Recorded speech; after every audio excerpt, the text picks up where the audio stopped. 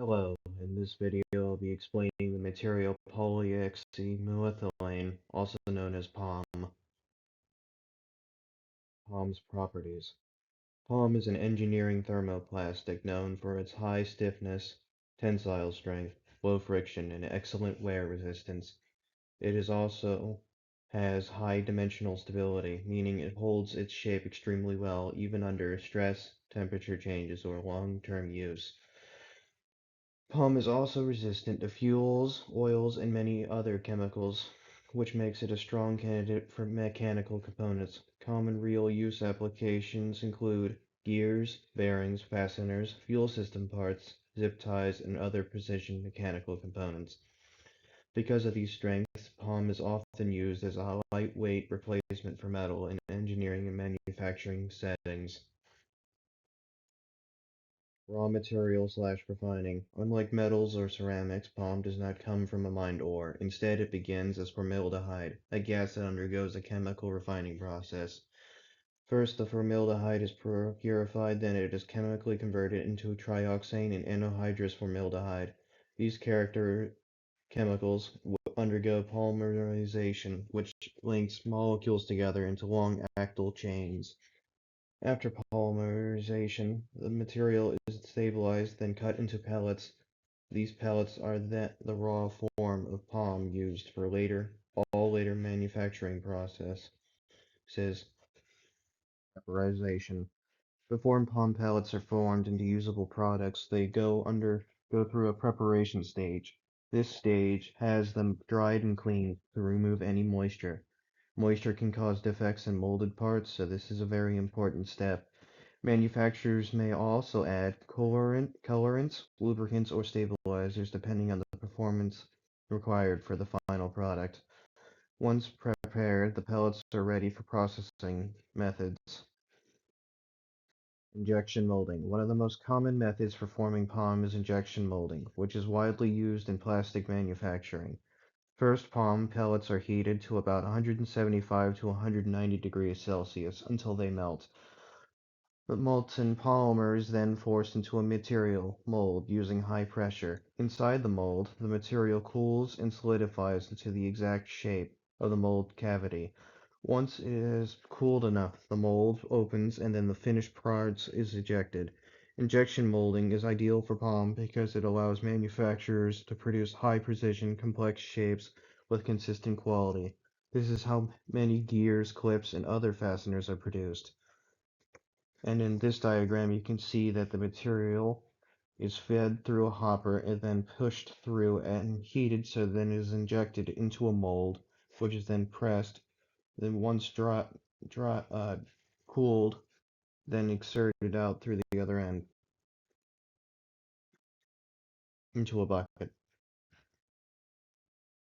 Extrusion. Another important processing method is extrusion. In extrusion, molten POM is pushed through a die to create continuous shapes such as rods, sheets, and tubes.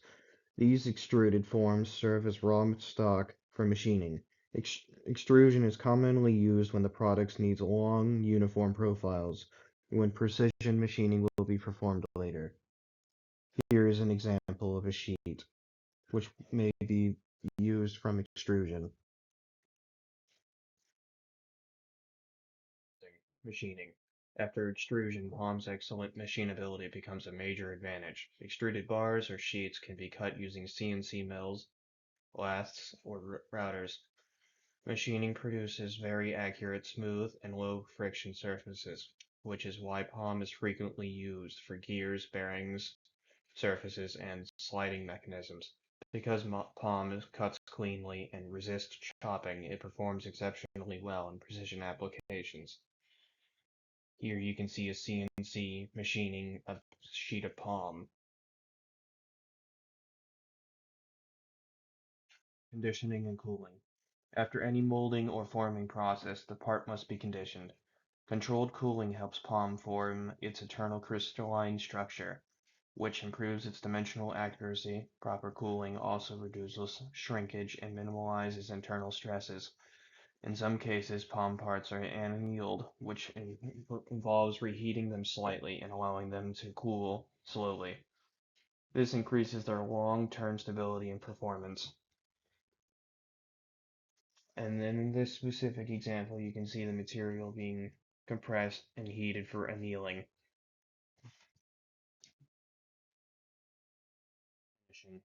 Once the part has cooled and stabilized, you can go through finishing steps. Common finishing processes for POM include trimming or deflashing, surface polishing, laser engraving or marking, or assembly into a larger mechanical system. POM has naturally low surface energy, so if painted or printing is needed, the surface must first be treated with corona discharge or plasma treatment.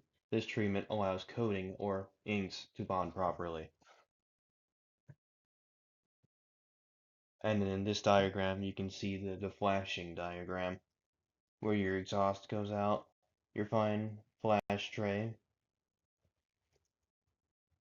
your media chamber, your supercharger, your door and barrel that puts the material into here, and it deflashes, and then you can take it out when the material is done. Some examples. It can be made into wheeled gears, gears inside of other components, drip tips, plastic zippers, water pipe parts, the outer and inner shells of ball bearings, another drip tip, buckles, and that's some of many other components that he made. POM is created through the chemical refining of formaldehyde into polymer pellets. These pellets are then injection molded, extruded, or machined into precision components with excellent strength, stability, and low friction. POM is widely used for gears, bearings, fuel parts, and many mechanical systems. It remained an essential engineering plastic due to its durability and performance. Here are the resources used in this presentation.